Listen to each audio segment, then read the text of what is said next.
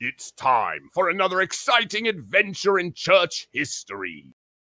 In this lesson and all the rest of our church history lessons, we're going to focus in particularly on the Lutherans in America, and especially on the history of the Lutheran Church Missouri Synod.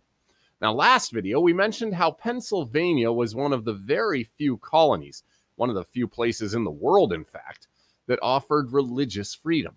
This led people from all sorts of religious backgrounds to move to Pennsylvania, including quite a few Lutherans. These Lutheran immigrants naturally started up congregations, but these congregations were scattered all across the colony, and they had no real organization. They were isolated from each other, and they frequently had really poorly trained pastors. But that all changed with the arrival of a Lutheran missionary by the name of Henry Muhlenberg, a pastor who came from Germany after hearing the news about what a poor shape the Lutherans in America were in. So he went to Pennsylvania in 1742, and he was an extremely effective leader. By the time he died, he had helped organize the scattered Lutheran congregations into the very first American Lutheran church body, which was called the Pennsylvania Ministerium. After the United States was formed, religious freedom started to spread across the rest of America. And so Lutherans began arriving in other parts of the country besides Pennsylvania. So the ministerium started reaching out to these new congregations to try to find ways to organize and work together. And that resulted eventually in the formation of what's called the General Synod in 1820. Now, you may recall that Muhlenberg was a pietist, and like most pietists, Muhlenberg was very focused on encouraging a personal devotion to Jesus. And like most pietists, Muhlenberg was less concerned about making sure that people had a strong grasp of the traditional Lutheran teaching. Well, Muhlenberg's pietism got passed down to both the Pennsylvania Ministerium and to the General Synod.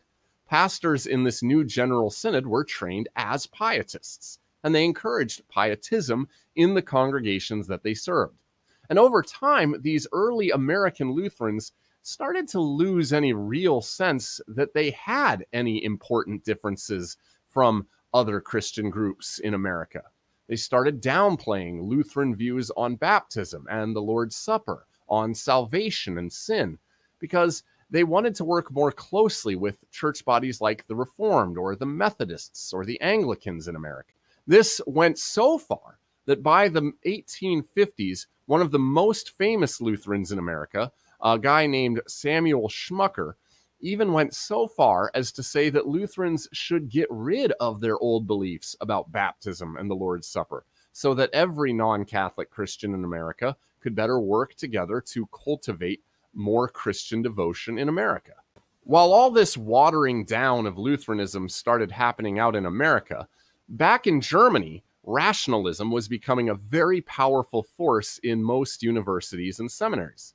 This meant that many Lutheran pastors and leaders were being trained to look at human reason instead of the Bible as their authority for faith.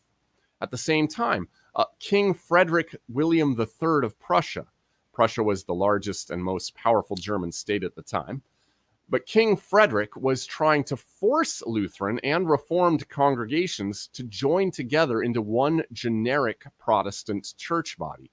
He even passed laws requiring pastors in both church bodies to use a worship service that downplayed the idea that Jesus was actually present in the Lord's Supper, so that their worship would sound more Reformed than Lutheran. And King Frederick started arresting pastors who refused to follow those new laws. Both of these things, the growth of rationalism and the forced union with Reformed, caused a huge uproar from Lutherans who held firmly to the old Lutheran beliefs about salvation and baptism and the Lord's Supper. These Lutherans were known as confessional Lutherans, and eventually a large group of pastors and congregation members decided that there just was no real way that they would be able to stay in Germany and continue to believe and worship the way the Bible taught.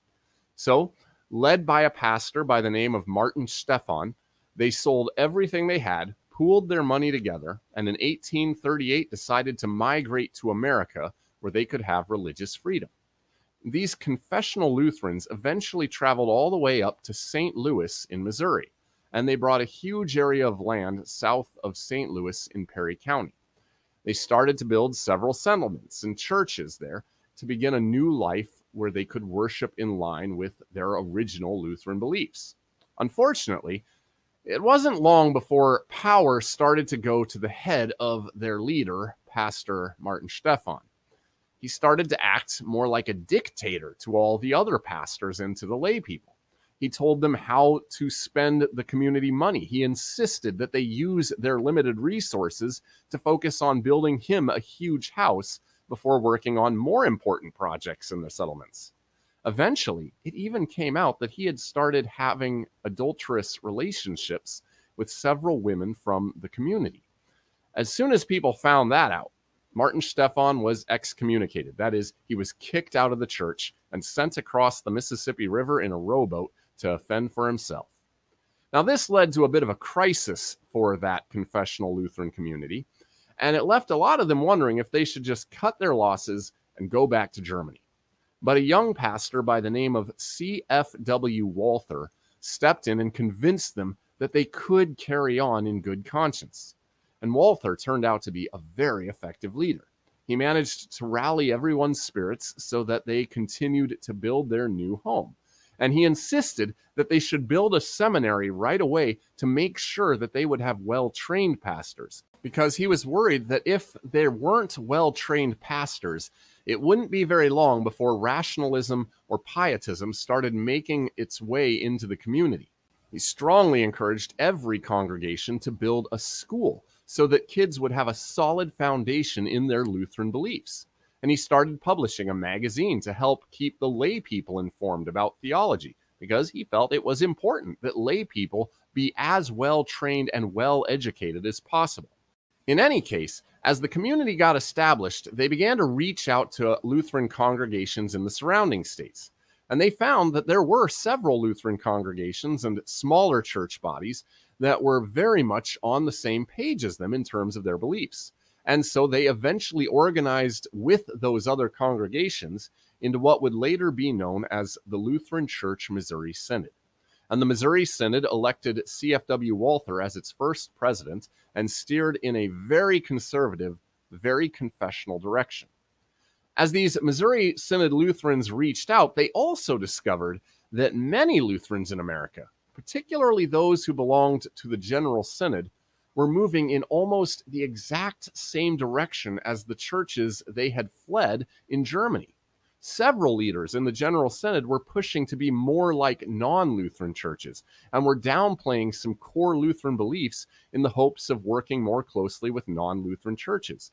They were also advocating for looking outside of the Bible to learn about God. They were advocating rationalism.